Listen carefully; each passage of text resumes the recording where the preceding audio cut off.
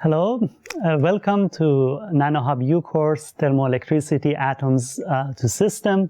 This is a course about interaction of heat and electricity, how random vibrations of electrons could be converted to direct current and do work. That's thermoelectric power generation, as well as how electrons can take heat from one location, move it to another. That's heat pumping and thermoelectric cooling. There have been significant advances in the field in the last 50 years since the work of Abraham Joffe and Julian Goldsmith. Now we have thermoelectric generators that provide power to satellites in deep space mission. And also we have thermoelectric coolers, Peltier coolers, that cool semiconductor lasers used for long-haul telecommunications in fiber optics. In the last 20 years, there have been some major advances in the field in our understanding of heat and current transport, and in engineering the material properties based on atomic scale engineering of materials.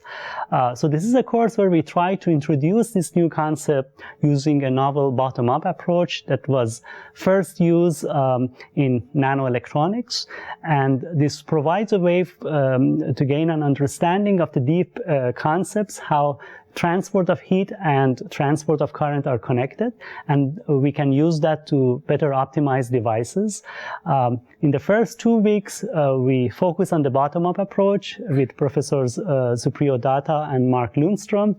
Then we will go into some of the measurement technique used to characterize thermoelectric materials, to measure temperature at the microscale at fast times, and some of the system optimization, how thermoelectric modules are used to cool electronics, how they are used to generate electricity.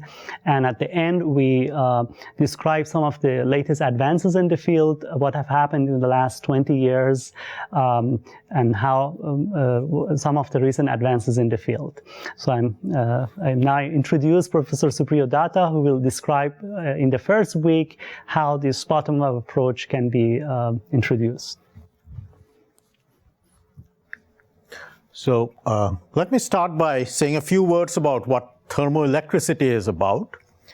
You all are familiar with just ordinary current flow. That is, if you take any solid and you connect a battery across it, as you know, electron current flows. And this current, always the electrons flow from the negative terminal to the positive terminal. Now, depending on the solid, of course, some conduct very well, a lot of current may be flowing, some don't conduct so well. But in any case, the electrons always go from the negative to the positive terminal. Now, thermoelectricity, of course, is about this when current flows, not because you have connected a battery, but because one terminal is hotter than the other. So you have a hot terminal and a cold terminal. And one thing that's different here is that there are some solids for which electrons will actually flow from the hot to the cold side, whereas there are other solids called the p-type conductors, where it flows from the cold to the hot side. And what we'll try to do in this course then, in this first week, is tell you about a new approach that we have developed, this bottom-up approach. Firstly, as applied to ordinary currents, and then as applied to the main topic of this course, which is thermoelectricity. Now, let me just explain this bottom-up approach a little bit. As you know, over the last 50 years, electronic devices have been continually getting smaller and smaller. And what I've tried to sketch here is a very elementary diagram of an electronic device. Namely, you have some channel across which you have two contacts where you can apply a voltage. And I guess you'd call that a resistor. That is, when you apply a voltage, you get a current. And a transistor is one where there's a third terminal that allows you to control the resistance. And the amazing things that computers do today is all powered by the basic unit is this transistor. There are a billion transistors in every laptop or every smartphone that you buy. Now, what allows us to pack a billion transistors into a chip? Well, that's where making it smaller comes in. That is, what has happened over the last 50 years is this device itself has been getting continually smaller, so that today the length of this channel is actually less than 0.1 microns. And what that amounts to in terms of atoms is like it comes to a few hundred atoms. So today's commercial devices that you have in every laptop you buy, the channels are a few hundred atoms long. And then, of course, in laboratories, people are able to make measurements even on single molecules. Now, one thing that is not as well appreciated is that in going from large conductors to small conductors, there has been a change in the nature of current flow. That is, in large devices, when an electron goes from one end to the other, typically called a source and a drain, as it goes from one end to the other, it moves in a diffusive manner. That is, it goes in one direction for a while, then turns around, and then turns around in a different direction, sort of like a drunken man walking down the street. On the other hand, if you look at small devices today, these are small enough that you often have what's called ballistic transport. And ballistic meaning like a bullet, that an electron goes from one end to the other like a bullet, straight through. And that gives you a very different regime of transport, a different perspective on things. Now, for historical reasons, of course, as you might expect, our understanding of current flow in general has been top-down. Because if you think back, even 20 years ago or 30 years ago, people didn't quite know what to expect if a conductor was that small. So naturally, you start at the end that you understand. And so the first thing you learn is something called Ohm's law. Resistance is proportional to the length of a channel. And back in the 80s, we would often wonder, see, what would happen if you really made the length very short? You see, and in those days, of course, you could argue forever because no one knew the answer. It's kind of like the weather. Whereas now the answers are pretty clear. Over the last 20 years, there's been numerous experiments, lots of different conductors, and one of the results that's well established is that a short ballistic conductor has a resistance given by what I've shown here, where this H is the Planck's constant, Q is the charge on an electron. H over Q square, that's what's called the quantum of resistance. Now, H and Q have been known for like 100 years, but this combination, that is, you'll see all over the literature in nanoelectronics. It's not something people used to talk about much before that. And this M is an integer. Now, what is now generally the view is you go to one course to learn about big devices, and then you go to a different course to learn about small devices. But the bottom-up approach kind of shows you how there is really a continuum from here to here. That is, starting from here, you can actually write the resistance of things in this form. A form that interpolates nicely from short conductors onto large conductors. So if you have a long conductor, long meaning many mean free paths long, that MFP stands for mean free path. That is the distance an electron travels before it gets turned around in a different direction. So when you have a device whose length is many, many mean free paths, then you can drop the one. And so the resistance becomes proportional to length, and you have Ohm's law. If you have a short conductor, much less than a mean free path like this, then you have a ballistic conductor. See? Now, this is the viewpoint that I try to teach in my courses on fundamentals of nanoelectronics. And on nanoHUB-U itself, we have a couple of courses on those lines. What I try to do in week 1 of this course is kind of summarize the essential concepts as applied to thermoelectrics. And so what I'll do is, first, I'll try to summarize this bottom-up approach as applied to ordinary current flow, and then we'll talk about thermoelectric currents, where the two probes are at different temperatures. And in general then, in this first week, I'll focus on small conductors. But as I mentioned earlier, these ideas from small conductors also extrapolate nicely to long conductors. And this is something that we'll take up in week 2 by Professor Mark Lundstrom. So let me introduce him so he can tell you about week 2. Okay, thank you, Cipriel.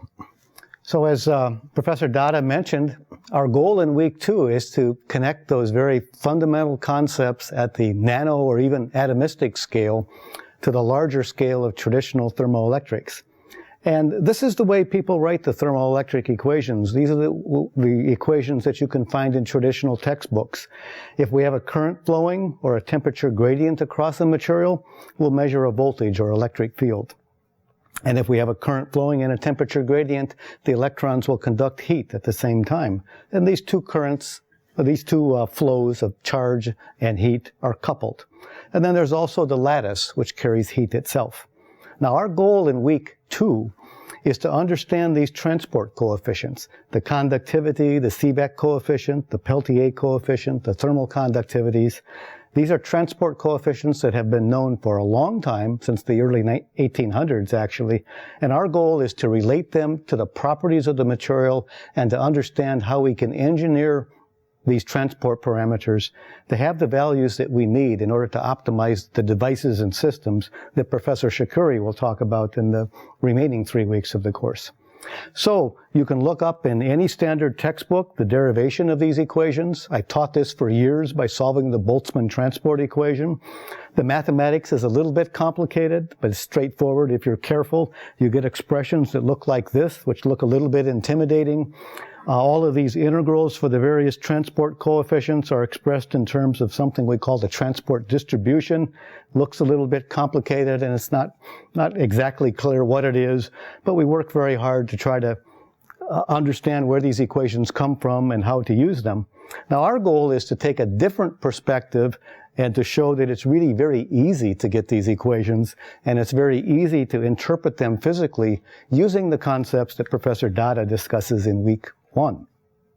Now, the way we'll do that is we'll begin with trying to understand charge and heat flow at the very small structures, as Professor Datta does, where he expresses current in terms of a conductance function and the difference between the two Fermi functions at the two contacts. So we'll use this approach. We'll express this conduction function that Professor Datta discusses in terms of some fundamental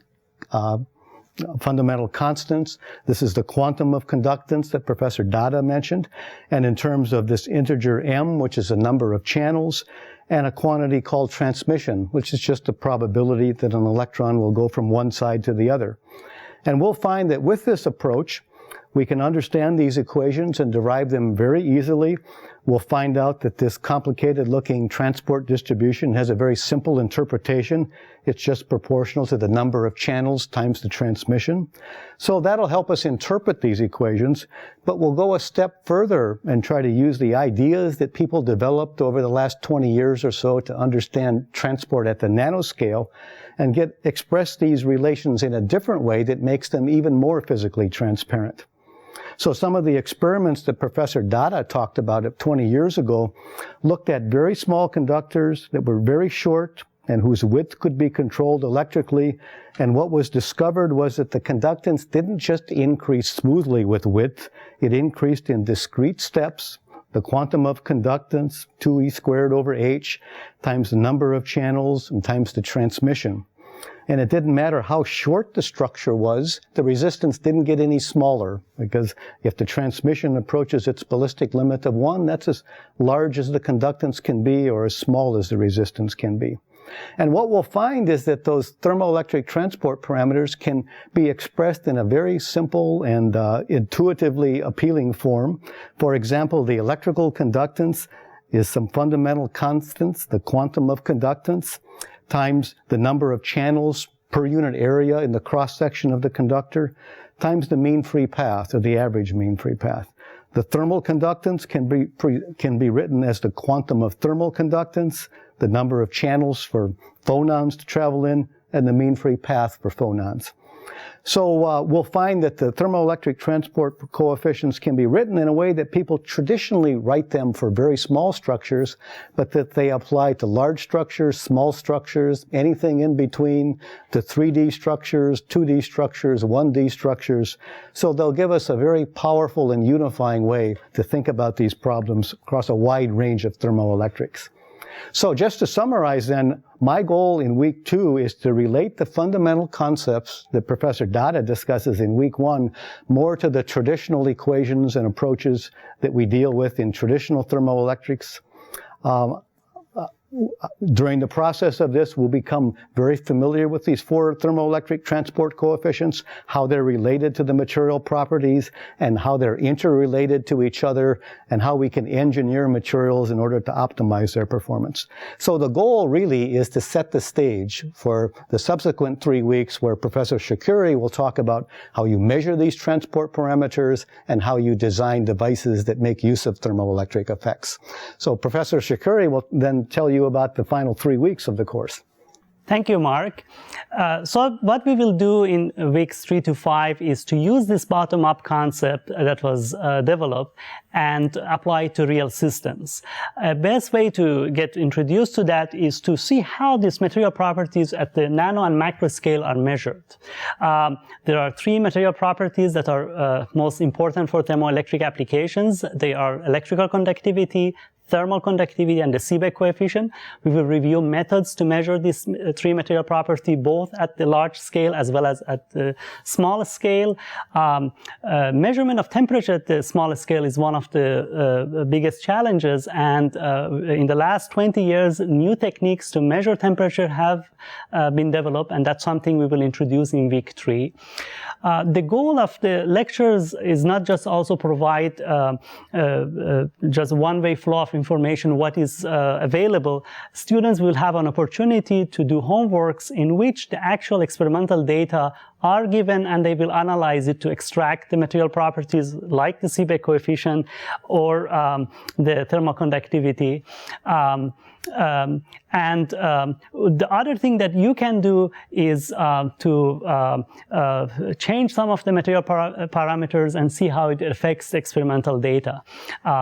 Once we have a better understanding of this heat and current transport and how we measure it, in weeks 4 and 5, we go to the real systems. So what will be the energy balance? What are the models for the models? The applications we will consider go from microelectronic, where the cooling at the smallest scale is needed, to energy conversion at a larger scale, where we want to convert a large amount of heat into electricity. Again, you will have an opportunity to look at what is the energy balance in the whole system, and without worrying about how to do the programming, you can actually take a realistic thermoelectric engine and optimize it for the application. In week 5, we will focus on some of the new concepts, what has been introduced in the last 20 years in the thermoelectric, how our understanding from the atomic scale has been translated into making better materials and better devices. And that's where some of the bottom-up concept that was introduced by Professors Datta and Lundstrom in weeks 1 and 2 really come handy, because you can really get a basic feeling of how we are able to optimize these material properties. The homeworks in the last week really actually focus on optimizing realistic thermoelectric material. So the complicated transport formalism that Professor Lundstrom introduced in week 2, you will see that you can apply it to an actual state-of-the-art thermoelectric material, study what are the trade-offs between material properties and how a material is designed for real applications. We will use the simulation capabilities of nanoHUB, so it has much more interactive capabilities in terms of understanding how the material properties are optimized. We will also introduce novel concepts such as the spin Seebeck or thermomagnetic effects, quantum structures, and so on. So overall, this is a course where we try to introduce the recent advances in thermoelectric fields with a view that teaches both the bulk properties, what was known before, and also some of the new emerging properties at the small scales from a unified approach. So this course will be available, and you can take it online through nanohub.org/u, and we look forward to see you in a couple of weeks.